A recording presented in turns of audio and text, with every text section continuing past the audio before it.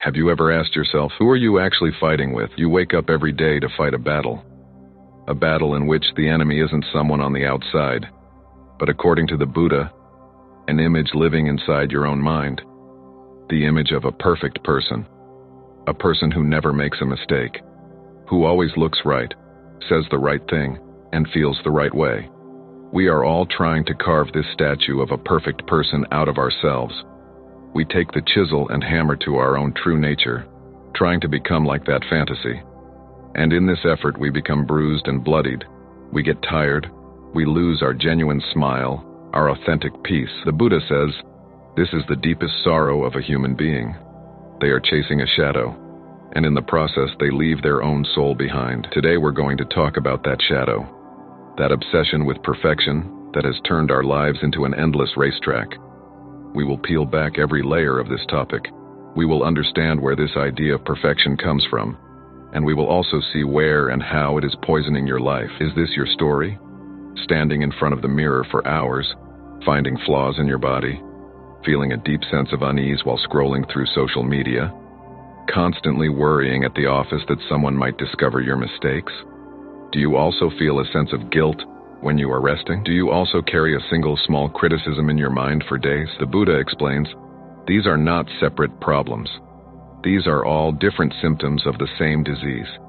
And the name of that disease is the desire to be perfect. Today's journey is about understanding the root of this disease and uprooting it. We will learn the path shown by the Buddha of embracing imperfection, which can lead us back to the real, vibrant, and beautiful life we were born to live. So listen to these words very carefully. This is not a lecture. This is a peace treaty to end the war with that invisible enemy. The Buddha says, if it's perfect, it's not alive, because being alive means growing, changing, blooming, and sometimes even withering. According to the Buddha, that which is perfect is like a photograph. Beautiful, but frozen. Life is a river, not a photograph. According to the Buddha, this thirst for perfection is born from our deep fear of being rejected. When we were children, we were imperfect, and we didn't care. But slowly, the world taught us that love and acceptance are conditional. Get good grades, and you are good. Fit into society's rules, and you are good. The Buddha says, we start to believe that our raw, authentic self is not worthy of acceptance. That's why we start wearing masks. The mask of a perfect employee who never gets tired.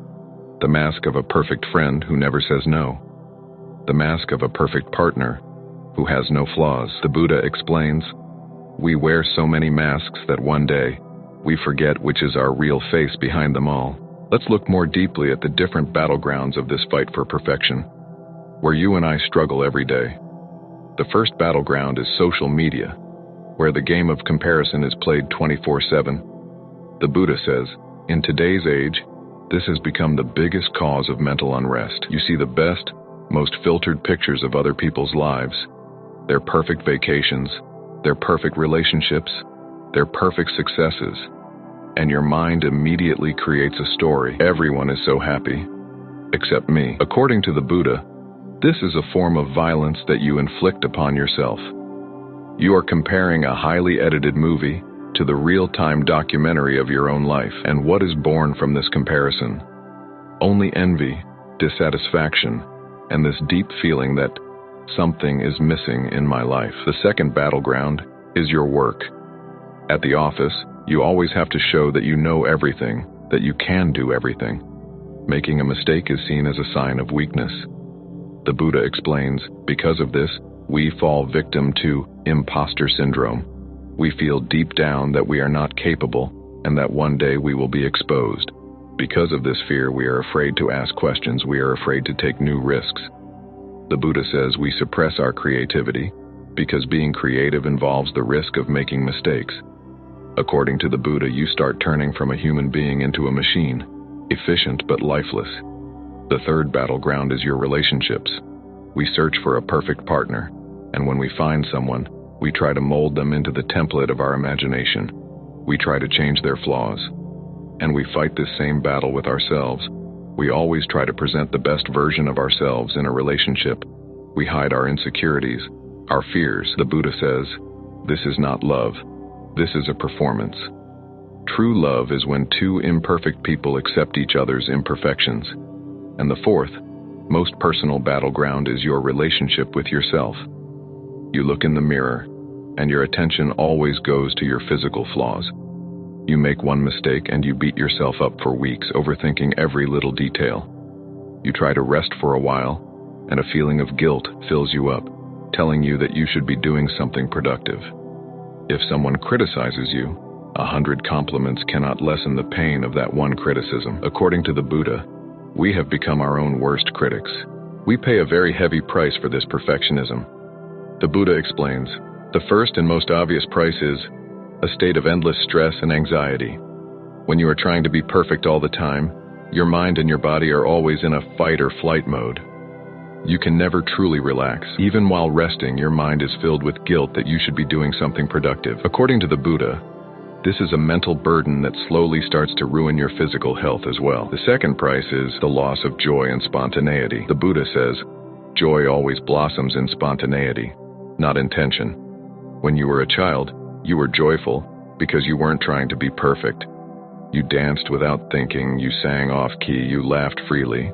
But now, you take every step carefully. You live in the fear that someone might judge you. According to the Buddha, in this process, we turn from an artist into a critic, and a critic can never dance to the music of life. Joy is always in the present moment, but the mind that seeks perfection is always in the future, thinking about the next goal, the next achievement. The Buddha explains, it cannot see the beauty of this moment. The third price is the end of growth. This might sound counterintuitive, but it's true. The Buddha explains, the person who tries to be perfect, their growth stops. Why? Because growth always happens through mistakes, through experiments, and by stepping out of your comfort zone. The perfectionist is afraid of all three of these things.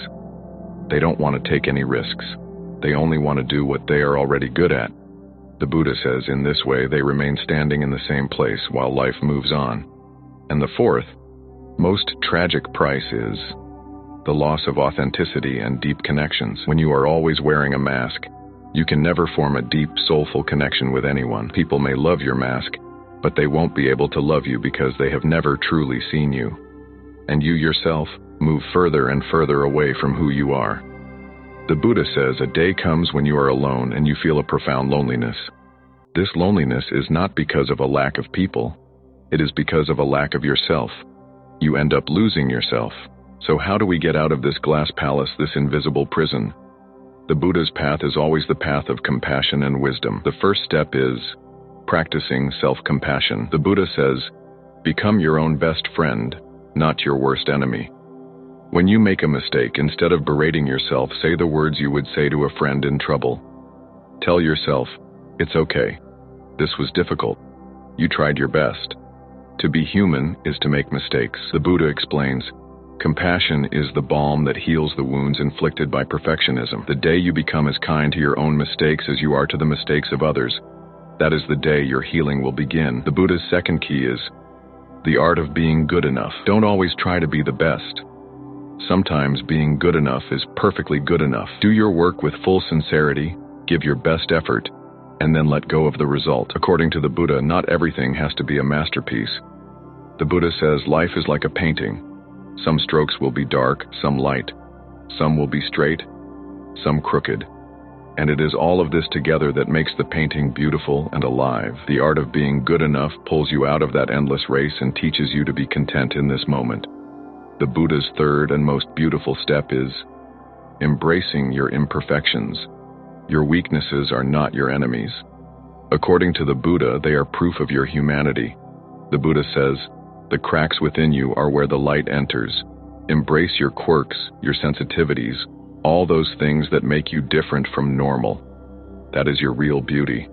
That is your originality. The Buddha explains, in a garden, not all flowers are the same, and it is this diversity that is the beauty of the garden. There is a beautiful Zen story. In a monastery, there was a great master of the art of tea. He had a disciple who wanted to do everything perfectly. One day, the master asked the disciple to clean the garden. The disciple worked for hours. He picked up every single fallen leaf, straightened every plant. When he was done, the garden looked as perfect as a picture. The disciple proudly went to call his master. The master came into the garden, looked around for a moment, and then he went to a tree and gently shook its branch. A few beautiful golden leaves slowly drifted down onto the clean ground. The disciple, shocked, said, "Master, I just cleaned everything." The master smiled and said, "But my son, now there is some life in it. A little imperfection is what makes it real." We are all like that disciple. We are trying to sweep every fallen leaf from the garden of our lives. The Buddha explains, to stop trying to be perfect is not to be weak. It is to be brave. It is to be authentic. It is to accept that you are a human being, not a statue. When you accept your imperfection, according to the Buddha, a miracle happens. The pressure to perform disappears from within you. You feel free. You are able to breathe fully. A deep honesty comes into your relationships. You are not afraid to show people your real face, and when you do that, you attract people who love you for who you truly are, not for your mask. And most importantly, a deep peace is born within you. The Buddha says, this peace comes from the realization that you don't need to prove anything. You are enough, just as you are. You are a unique and beautiful part of this existence. So today, take a pause in this race. Let go of the image of that perfect person you are trying to become, just for a moment.